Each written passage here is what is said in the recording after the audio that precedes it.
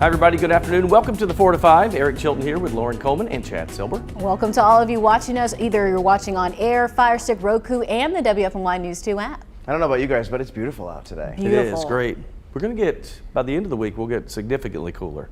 And I hear Mother Nature's car wash will be making a round. I need it.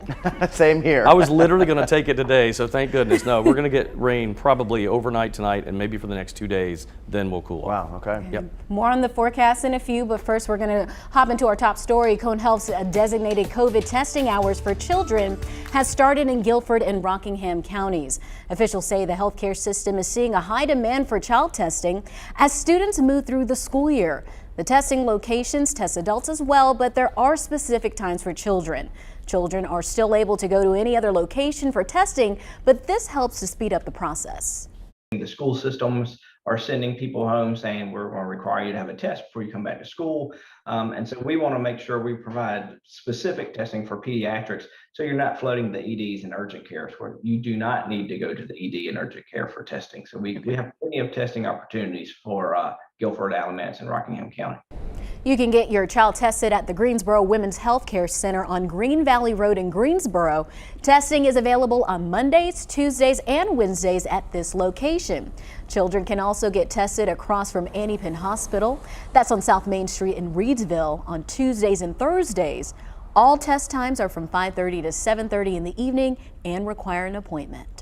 The number of North Carolinians in the hospital with the virus has seen a nice decline lately. Right now, there are just over 3,300 patients. It's actually the lowest number the state has recorded in a month. It's also the 11th day in a row this number has gone down. Now, this metric has made some nice gains over the past couple of weeks. Over that time, we have peaked twice at 3,815, but we have come down nicely ever since. Today's number is about 500 fewer than that. Meantime, Pfizer now says its vaccine is safe for children as young as 5.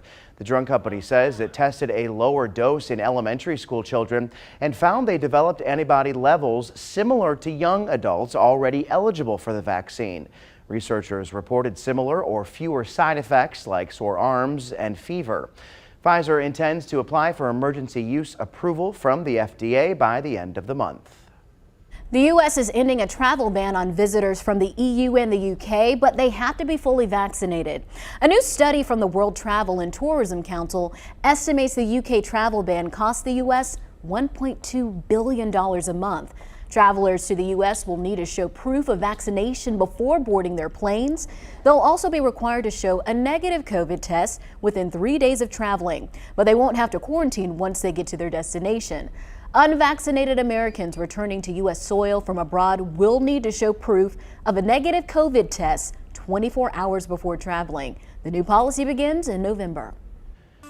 Boy, such a tragic story. Someone shot a 15-year-old in Thomasville, and police believe it's gang-related. They responded to the shooting at Chair City Lofts early yesterday morning. Police there say officers in the area heard gunshots just after midnight and found a 15-year-old shot. He is now stable in the hospital. Officers found several guns at the scene. Some of them were stolen. Call police if you might know who's responsible. Authorities have not released any more information about a shooting investigation near Parkland High School. The school went into lockdown Friday after shots were fired near the campus. Winston-Salem police say they were on their way to respond to a fight when another call came in about a possible shooting at Parkland Park. Forsyth County Sheriff Bobby Kimbrough says one person fired several rounds, then shot at kids outside the school. No one was hurt, but authorities are still searching for the shooter. New at 4, Greensboro police say they have found the body of a missing woman. 40-year-old Joy Moorfield has been missing since July. Investigators followed leads suggesting foul play. They named Jamie Johnson as a person of interest, and a tip led police to Moorfield's body buried in Chatham County. Johnson is charged with first-degree murder and concealment of death. Let's get to your 4 to 5 roundup. Asheboro City crews are in the process of cleaning up a mess after a water main break happened earlier today. The break happened near the water tower and shut down several roads between South Church Street and West Academy Street. The break made the roads muddied and a water truck was called in for cleanup. Most customers have water services restored, but for those without water still, officials say services will be restored sometime tomorrow. We have crews on the scene now. We'll update you on the cleanup process both on air as well as online. The FBI executed a search warrant this morning at the home of Brian Laundrie, who police believe is involved in the death of his fiancée, Gabby Petito. Yesterday, FBI agents announced a body was found matching Gabby's description at a Wyoming national park. The body has not been positively identified, but authorities say Gabby's parents are aware of the discovery and cause of death has yet to be determined. Earlier today, police said they suspended the search in a Florida nature preserve for Laundrie. Laundrie's lawyer said his client's whereabouts are currently unknown. Mass deportation for more than 12,000 migrants are underway in South Texas. More than 300 Haitians arrived back in their home country Sunday. Deportation flights are planned throughout the week as the U.S. government tries to process the influx of migrants camped out near Del Rio, Texas. Most of the migrants are Haitians who migrated to South and Central America following fatal earthquakes. Officials closed the section of the U.S.-Mexico border. So we're waiting and watching for cooler weather to move in, aren't we? Just keep in mind, our normal high this time of year is around 79 to 80 degrees, right about there. So right now, not bad. You're looking at temperatures in the low 80s across the area, and that's not all that bad. But you know, for a while we were up to 90 degrees way late in the season, and then now, when you think about our normal high being so low, we're waiting for the 70s again, and we will go below normal by the end of this week. So the current readings, as we mentioned, they're in the 80s here, but look up in the higher elevations. Asheville, 69 degrees, 68 in Boone. It is so comfortable there. Even Wilmington and Hatteras are around 83. Dropping tonight into those upper 60s by about 1 or 2 a.m. We do see a chance of showers probably moving in tomorrow. Maybe we could see something in the western Piedmont overnight tonight, but this is probably more of a tomorrow thing. And you can see it just starting to slip in on the edge of the radar here. Boone starting to get a little bit of rain. That's also helping to cool down those temperatures that you just saw there. And when we go out to a wider shot, there's more of this mess. All of that with this low pressure center, and there's a cold front kind of chasing all the moisture. That'll be coming in behind it. It kind of converges over us over the next day or so. So the humidity stays with us because we're getting winds out of the east because of that high to the north. Now we're sandwiched between those two fronts, right? So we go into Tuesday, now into Wednesday, and that cold front will come through Wednesday afternoon and evening, and we have a chance of a thunderstorm or two because that's markedly cooler air on the back side of that as that entire system moves in. And yes, you see the word there, fall will be on the way. It will feel like that by the time we get to Thursday of this week. So we'll look at this heading into our 7-day outlook. 67, the low tonight. Let's go with a 70% chance of rain for Tuesday and Wednesday. Wednesday, first day of fall there, 80 degrees. And then much cooler. Wow, what a weekend. Friday, 72 and sunny. We keep all sunshine through your weekend and into Monday. Highs 75, 76, and 77 for Saturday, Sunday, Monday. But that overnight low we're watching Saturday morning, 49 degrees. You might have seen the headline that the Biden administration canceled $9 billion in student loan debt since January. Maybe you're wondering if yours was included. Our Verified team found out who's had their debts squashed. Verify here with your Fast Fact. When President Joe Biden was on the campaign trail, he pledged to address the amount of outstanding student loan debt. Now, a viral tweet with more than 48,000 likes asks who is receiving the benefit of the president's loan cancellation effort. So, let's verify. Has President Joe Biden's administration canceled $9 billion in student loans? These are our sources. The Department of Education pointed us to 3 programs since President Biden took office. One discharged or canceled $1 billion of loans for students who proved their lenders engaged in misconduct. Another discharged more than $1 billion in debt for some former students at ITT Technical Institute, which closed in 2016. And a third is a program that discharges loans for people with disabilities.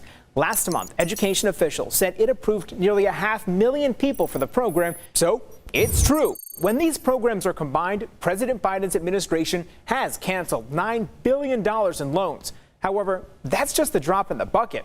The Federal Reserve estimates that's not even 1% of the nation's total student loan debt currently held by nearly 80 million Americans.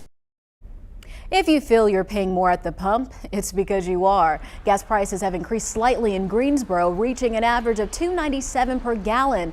And that's just above the state average, which is $2.96. Prices are nearly 10 cents higher in Greensboro than they were a month ago. Winston-Salem gas prices are on par with Greensboro, averaging $2.97 per gallon.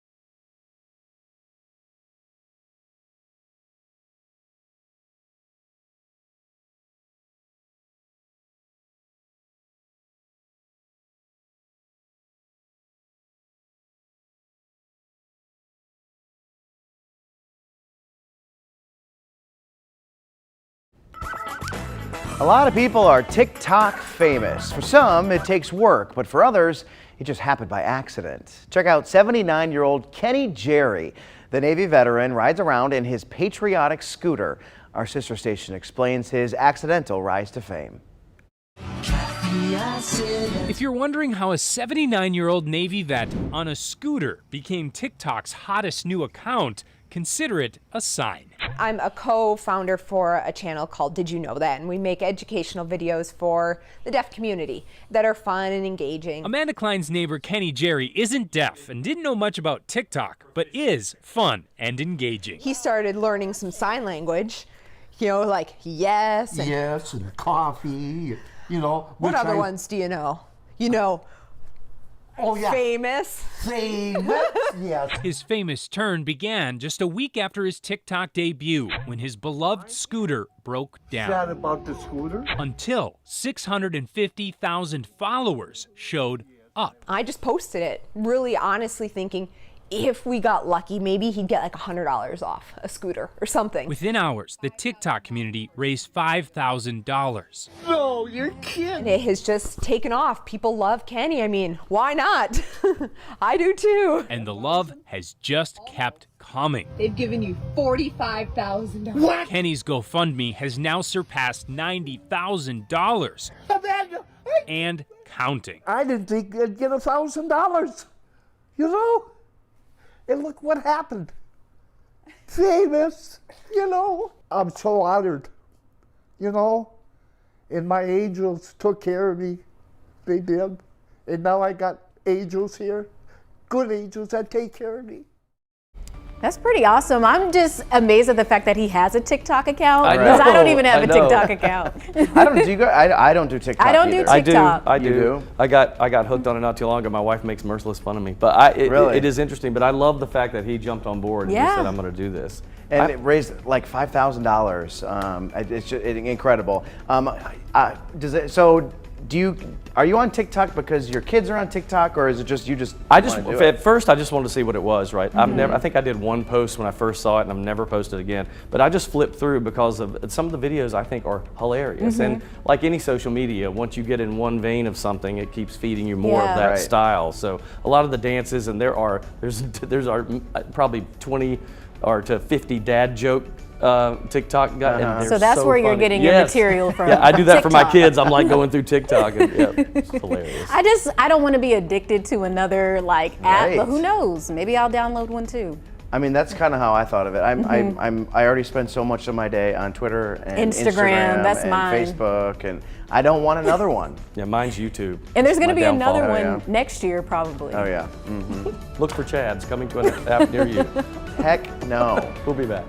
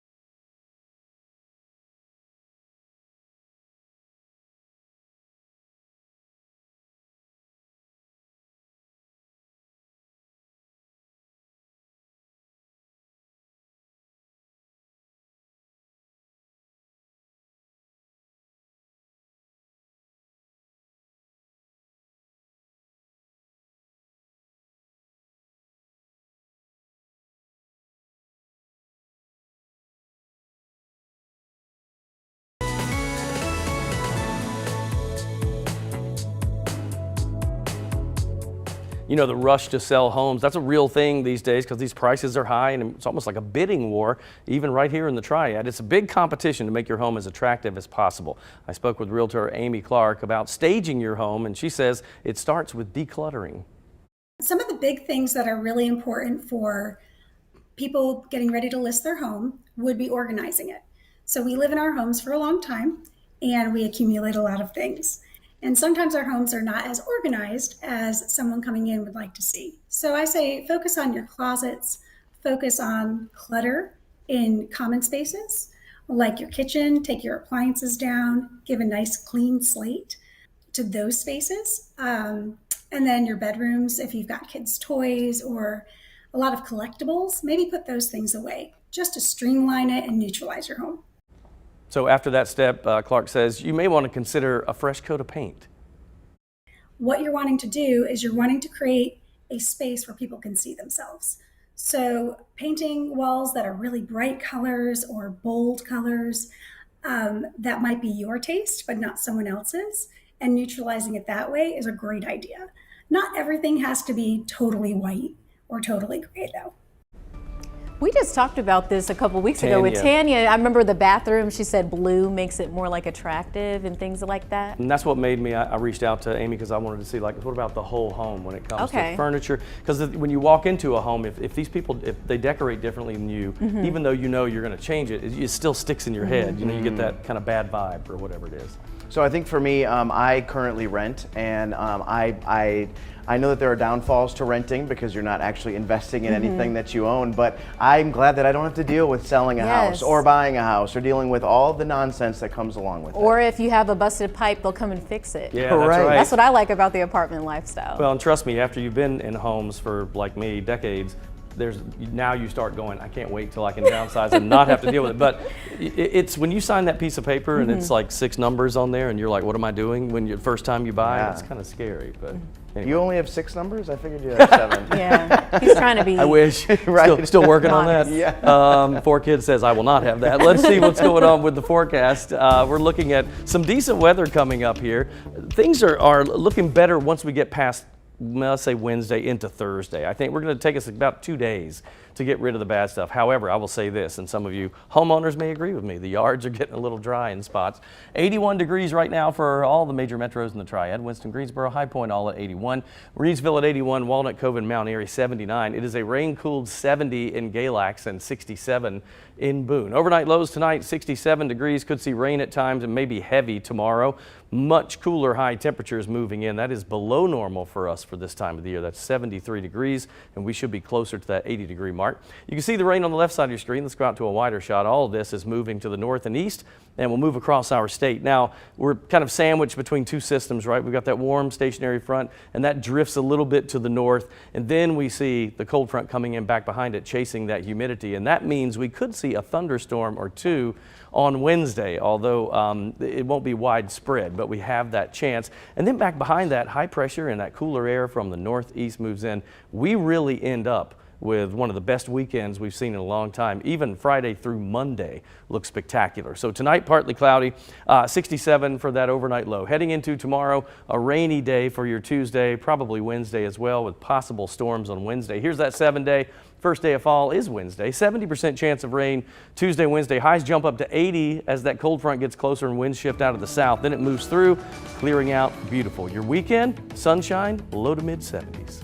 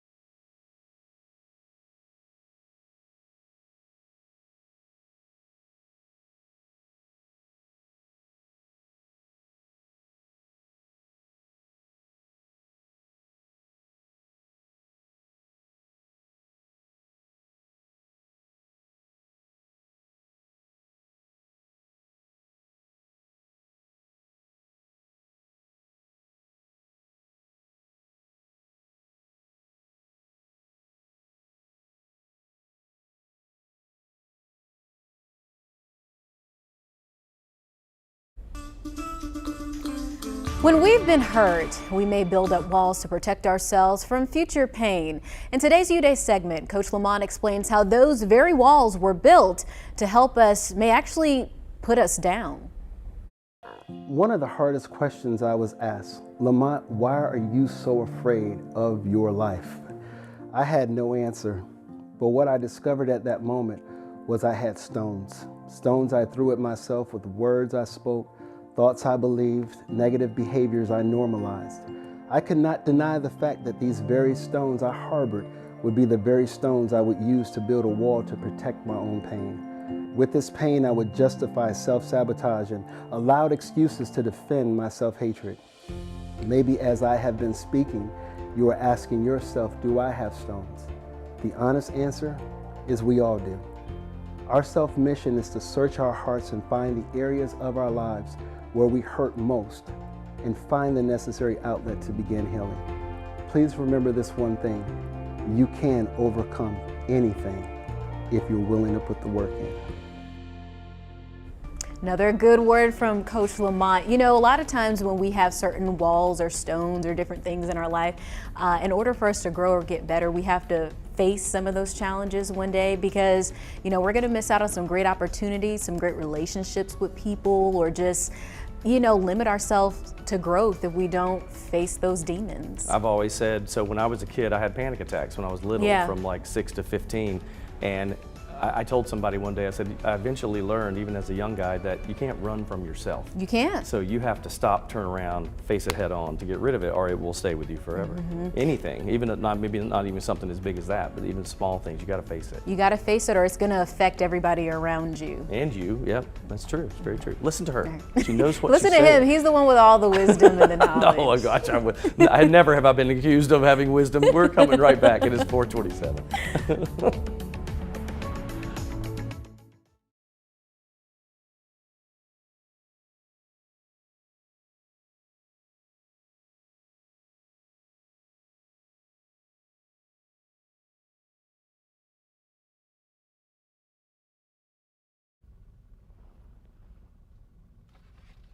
Hey, ice cold milk and an Oreo cookie. They forever go together.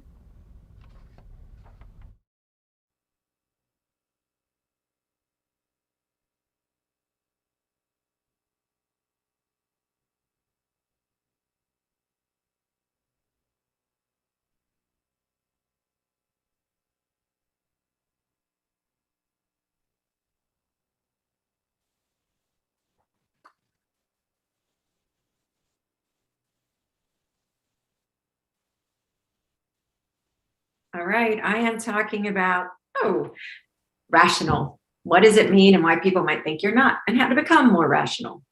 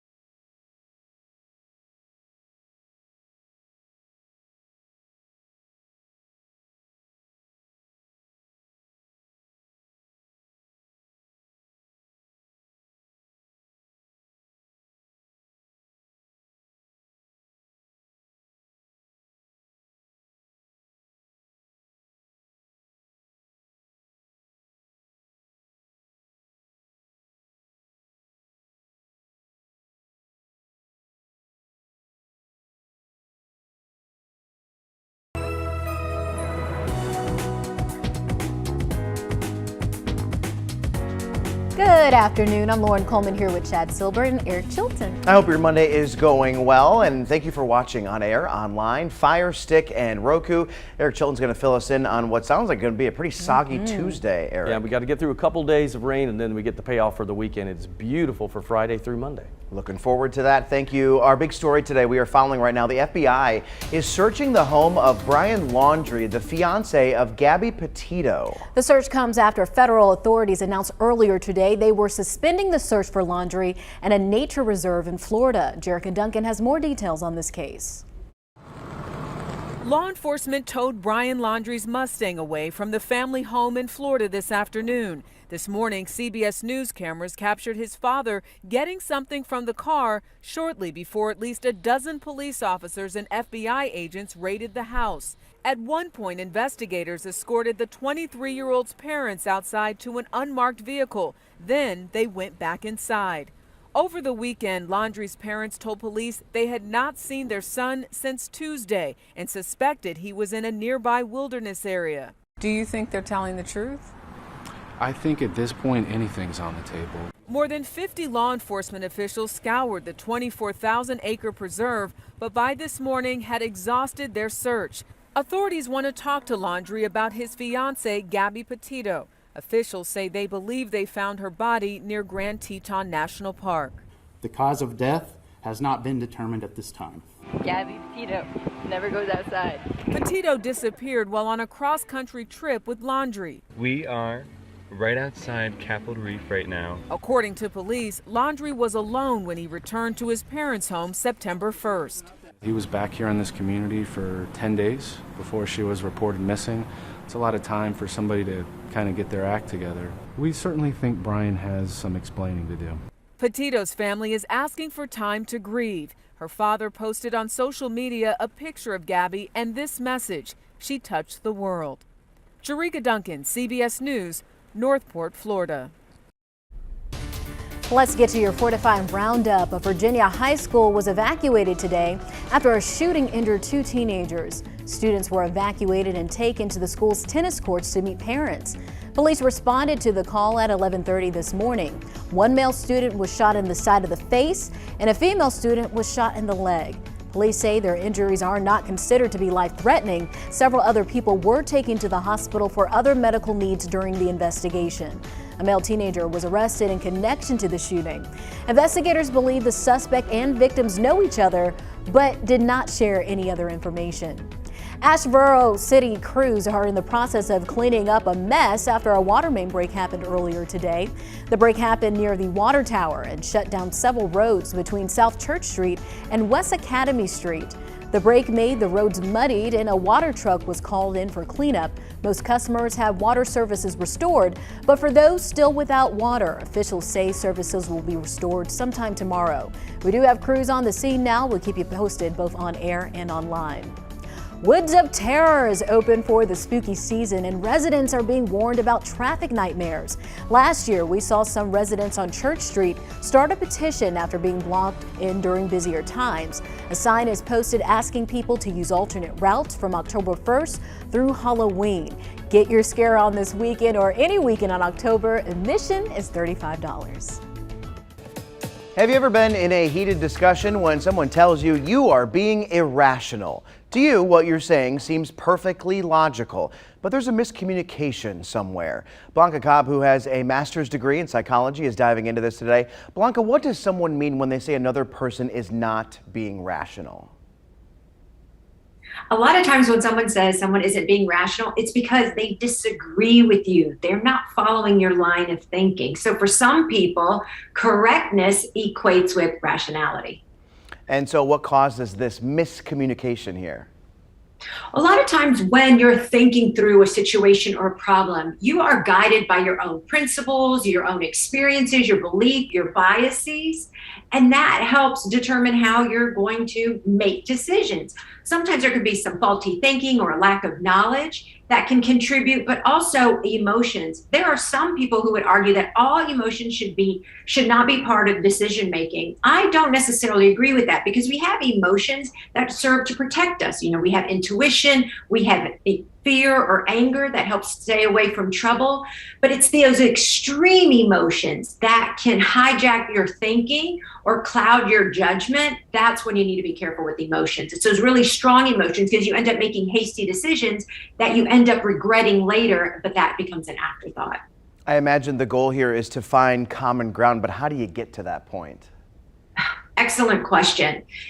One way is you realize that there's more than one explanation. There's more than one solution. You have to think to yourself, okay, do I have all the information I need to make an informed decision, or do I need more information?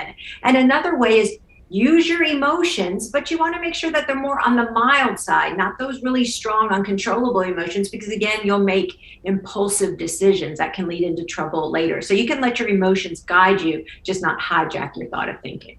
And I imagine there are conversations that we all get involved in with one person or another where you just can't meet the common ground. How do you move on from that? Sometimes, what's that saying? You have to agree to disagree. Right. But a great way to do that is say, hey, you know, Chad, I really hear what you're saying. I'm kind of seeing it a little differently, but I respect what you're saying. So I'm validating, right? I'm not agreeing with you, but I'm validating your point of view. And normally that's enough for someone to go, all right, I can deal with that. Let's move on. All right, some good advice, Blanca Cobb. Thank you so much. You can watch this conversation again on our website or YouTube page. Well, we're watching this rain start to move in. You know, to put this into perspective for you, and this will be for Tuesday and Wednesday, there's a chance we could see several inches of rain. I mean, maybe even 2 or more, just depending on how all this plays out. So I would say get ready and keep the umbrella handy, because you're looking at that for at least 2 days once we get into tomorrow. Temperatures right now, 79 in Reidsville. Not too bad. These are comfortable. Seasonal, really, where we should be. Low 80s, 81 to 82 for just about everybody in the central parts of the viewing area. Warm it up in Pinehurst and Sanford and Lee County there at 84 degrees. And then if you look back to the west, we go to 79 Mount Airy. Cooler, 71 in Galax. And we have noticed that those showers are just now starting to get a little bit closer to our area. I'll step out of the way so you can see a little bit better. But you're looking at that rain really starting to move in by the time we get into tomorrow, and let's say at least by midday. You're looking at temperatures not changing a whole lot because of all the humidity out there. 67 in the morning with an afternoon high only 5 degrees above that as we go to 73. Here's the rain slipping in. You can see it from the south, and all of that southwest of us and to the west. All of that will be moving to the east-northeast and drifting across our area again for those next 2 days. So we're sandwiched between that warm front and the cold front. Lots of humidity resides between those two, and that'll give us that rain. Now the cold front is pretty strong, some markedly cooler air back behind us, and as that digs into that moisture, we have a chance of a thunderstorm on Wednesday. So we'll watch for that. Not a widespread event, but something that we need to be aware of at least. Fall air comes in behind it. So here's your rain, 70% for Tuesday, Wednesday, 73 and 80 for those 2 days. Temperature spike a little bit on Wednesday with the winds coming in out of the south ahead of the cold front. And then just the opposite, clear out Thursday and 73. Here's your weekend. Boy, is this nice. Friday, Saturday, Sunday, and even into Monday, crisp, cool air, 72 Friday, mid-70 Saturday, Sunday, 77 on Monday, and those overnight lows Friday morning and Saturday morning around 49 to 50 degrees.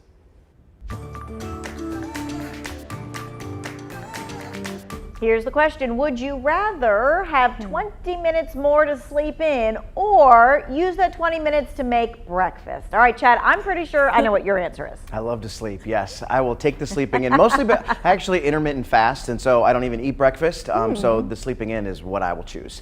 Yeah, I'm gonna sleep in. I can always grab something to go in the car. Right, so I'm with you. I'm a both. I want to sleep in, and then I choose to make oatmeal for work for breakfast because it's multitasking at the desk.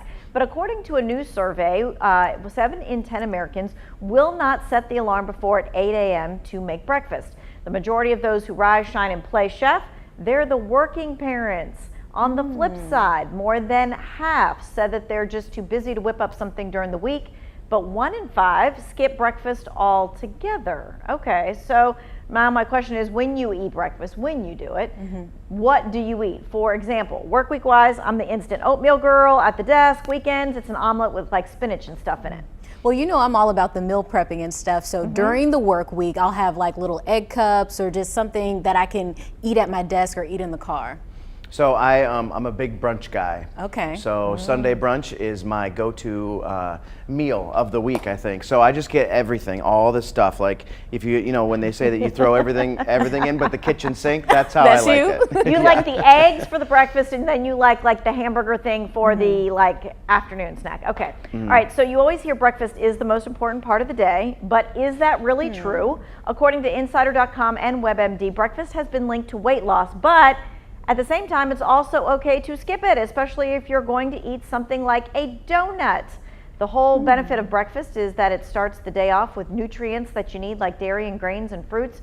And somehow my breakfast graphic just poof, disappeared. Maybe it's because it ate a donut and it had a sugar crack. And get this, studies show that you have to have something small within an hour of waking up. Within an hour. Can you eat that quickly? I can't. I'm just not either. that hungry when I wake up sometimes. I know. If coffee counted as something small, I'll have I could make it coffee. in that time frame, but I have a hard time eating as soon as I wake up. All right, so the advice for folks and parents of kids, and maybe people like us who don't like to eat right when we get up, send a snack bag of nuts or a piece of fruit or a half a sandwich so that when we are hungry, we choose something good. Yeah. How often do we choose something good, friends? Not all of the time. Not all the time, yeah. And now I'm hungry, ready for dinner, so we're going to be right back.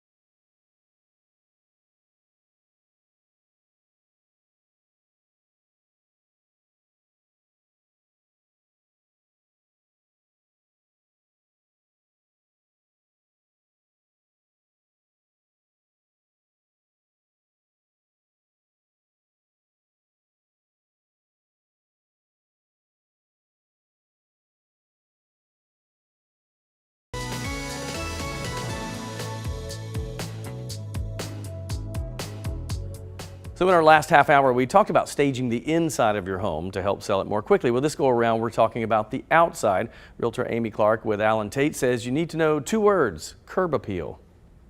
We are so lucky. We live in a climate where we have warm weather for a long time here. People spend a lot of their time outdoors. The first thing that people will do is they will drive past your property when it goes on the market, and they want to see what that front door, what that yard looks like. So really keeping your yard cleaned up, having some nice seasonal festive arrangements, flower arrangements, pots, having that front space that you can just walk into and feel welcome, that's great. Clark says it's not just about the looks, though, when it comes to the outside. You also need to think about a few physical or maybe mechanical checkups as well. Another thing people don't often think about when they get ready to sell their home is to make sure that the systems in the home are running correctly. So first off, you want to make sure that you've had your seasonal HVAC maintenance done on it or service. Check your gutters, make sure they're not clogged up because the roof line, all of that can cause some real problems. So those are things that are often overlooked, but very important and will come up during inspections. And it's just something great to be aware of. So I asked you on Facebook to describe your dream home in 10 words or less. These were good answers today. MD Moore said simple, paid for and at the beach. That would do it. Debbie says paid for, 2,000 square foot mountain home in Boone with fenced in indoor-outdoor pool, hot tub, low maintenance. Yes, she had specifics. So I'm just going to stop reading. Candy said paid, open concept, one level, maintenance free, pool near beach. I feel sure that may be more than 10 words. But Carmen says my dream house is living on a cruise ship like Carnival and traveling everywhere. Lucinda says something completely free and not here. She wants to move. And then our own Christian Morgan said the Chiltons. Thanks a lot, Christian. This house. It's not that. I gotta see it. Christian, he's always picking on me about my house. But I love it. I go with almost all of them, but when it comes to the beach, I need to be close to the beach. And the paid. But yeah, the paid for. off. The paid, right. Because, you know, 30 years is a long time to pay for something. Yeah. Yeah. You know what I love are the houses at the beach now that have elevators in them. Both elevators for just like groceries and stuff to get it up, you know, a couple stories because everybody's on stilts. But also like the human elevators. I mean, that's bougie. It is.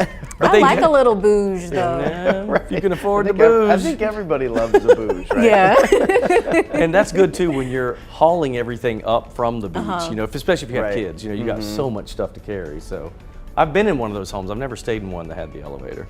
Yeah, I've never either, haven't but either. I just have seen them and heard about them, and now I want one. Do you have a favorite beach where you want to live, Eric? So that's our retirement plan, is somewhere coastal, and so every year we try to visit different ones, and I can't narrow it down yet. I still haven't got it. I would say Wilmington as a whole, because it's the biggest coastal city in North Carolina. I love the food in Wilmington. I'll ask you after you visit a bunch of them. Yeah, you need to visit Okay, more. I like Miami Beach. That's what I was gonna say. Well, that's boo. Now we're talking boo. Right, I thought we were staying within the I like the confines fast of the Tar Heel cars and all state, that. but- Oh, you just said beaches. I love Miami. This says, I ain't living in Miami.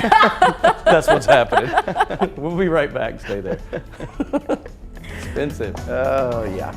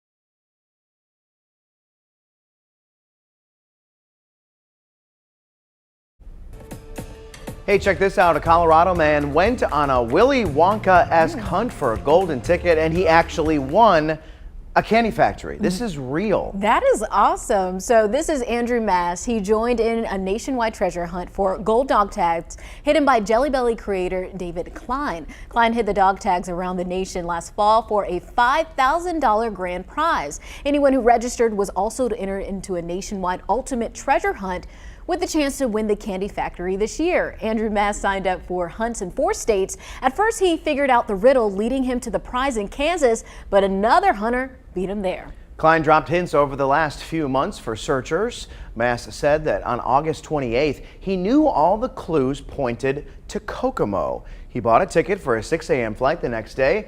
Mass made it to a park and started his search near a bridge until he found the winning dog tags. He registered the code on the tags and got a call from Klein 20 minutes later congratulating him for winning the candy factory. Mass says it's not realistic to move his family from Colorado to Florida, so he's working on a deal with Klein to take the ownership of the factory, then sell it back to Klein for a cash prize. So this guy is just smart. Wow, that's crazy. I didn't even know this was going on. I didn't know either, and I'm sure that that guy who was giving away the candy factory is not happy that it didn't catch on as much as he probably thought it was going to. It's the Willy Wonka of the real world. I love it. Yeah, that's really cool. No, I didn't know that was going on either, and he did exactly, because once we talked about this in the newsroom today with our producer, and I said, in my head, I was like, no, that's exactly what I'd have to do. You just turn around and sell it. I didn't think he'd buy it back, but that's even better deal because he knows what he's doing, you know. Jelly Bellies, do you like them or do you not like them? I'm not a big jelly bean guy, but I will eat. I like the, there are some that taste like Starburst or Skittles. I like those are delicious. Yeah, but I don't like regular jelly beans. It's Easter is that time of year, I think, Chilton, when you can get those, the flavors, right? The Starburst You can get them jelly year beans. round. Really? You can get the Starburst year round. Ooh. Really? Love them. I wish you never said that. Like the popcorn flavored, like like weird those? ones. Yeah, like I'm excited to see like what's next. The buttered popcorn are my least favorite. Do you remember those ones like the Harry Potter ones? Oh, yes. Earwax so and horrible. No. booger and couldn't stand it. Soap. I bet you never thought you'd say booger on TV. I know. I thought about. I'm like, can I say that? Did you see my face? I was like, booger. I think that is the first time in my career that someone has said that. I will tell you this, Chad Silber, you will laugh because you know my wife, and she ate one that they said it was. I'll tell you the flavor later, but it actually made her get sick. Really? Oh, wow. The flavor was so nasty, she actually got sick. Wow. was it booger? No. It was vomit. I just wanted to Now say I it want to again. know what it is. You'll have to tell me during the break. Do you have some weather to talk about, Chilton? Do what? Do you have weather to talk about? Yeah, I guess I can. All right. You're going to make me? Yeah. Okay, let's do it. Then let's talk about it, because I didn't want to deliver the bad news, but I guess I have to. At least it's only for 2 days here. We're talking about rain moving in from the west, and that rain, not super widespread yet, but it will be, and you need to keep that umbrella handy because, no kidding, this will be a fairly decent rain event. Now, some of the models are going even as high as 2 to 4 inches of rain. Let's talk 2 right now and see how it goes. But it is a lot of moisture across the area. It sticks with us for a while. And again, mention that it is only a 2-day event because we think after that things will start to clear out a little bit. We're sandwiched between these 2 systems, but once that cold front gets through, heading into Thursday, it is a beautiful forecast. In fact, I wanted to do something fun here. Look at our weekend getaways here. How about this? Sunshine all across the state. Outer Banks, we show a little bit of rain possible Friday, Saturday, but everybody else sunny.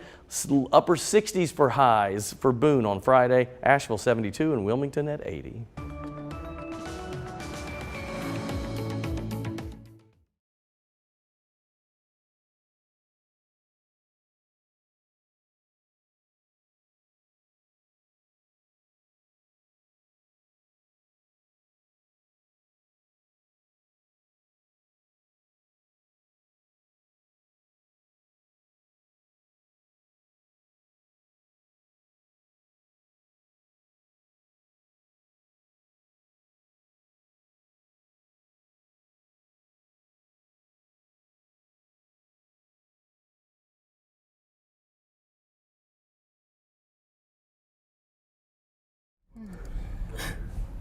Funny. I missed that cutaway. That would have been a good one. Most water services are back on after a water main break in Asheville. Hey, Sydney, dear. How's it going? I like that dress. I have it in black and in pink with long. 1, 2, 3, 4. Sorry, 5, 6, 7, 8, 9. Hello, hello, hello. There we go. It's a Monday. Hi there, Oklahoma, Oregon, Pennsylvania, Rhode Island, South Carolina.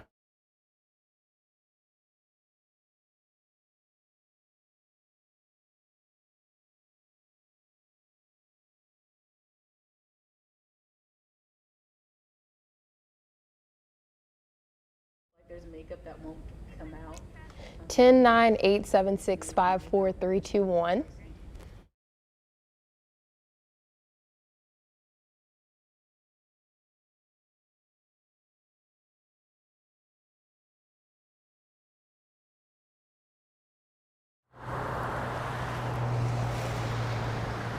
The owner here at Johnson's Daycare tells me they are holding on. They don't want to close.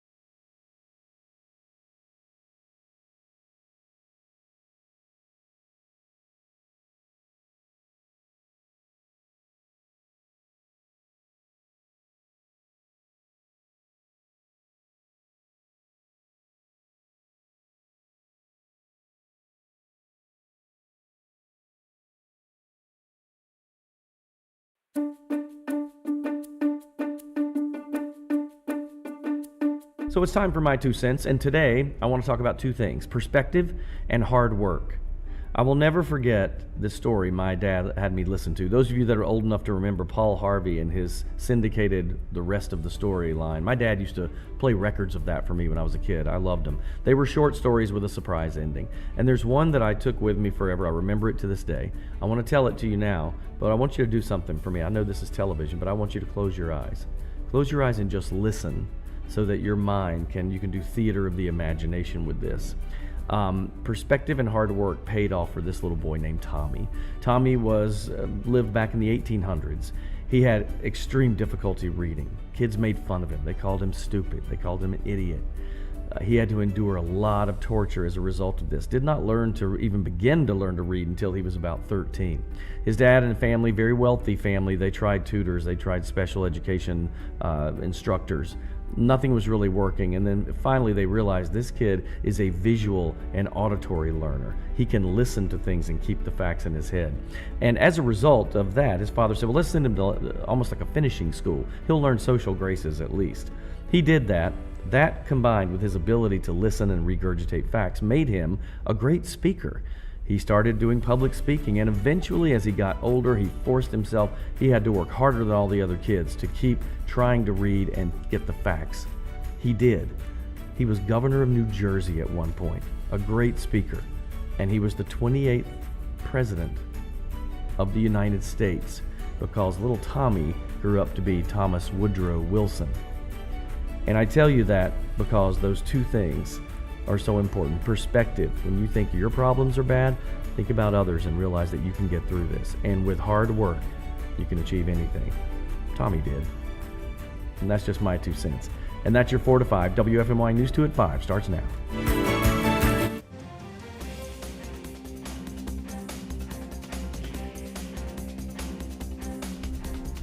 We've heard about hundreds of bus shortages and hundreds of teacher shortages. Now, the shortages are impacting one of the first times kids will ever have a teacher and a spot where they go when parents go to work.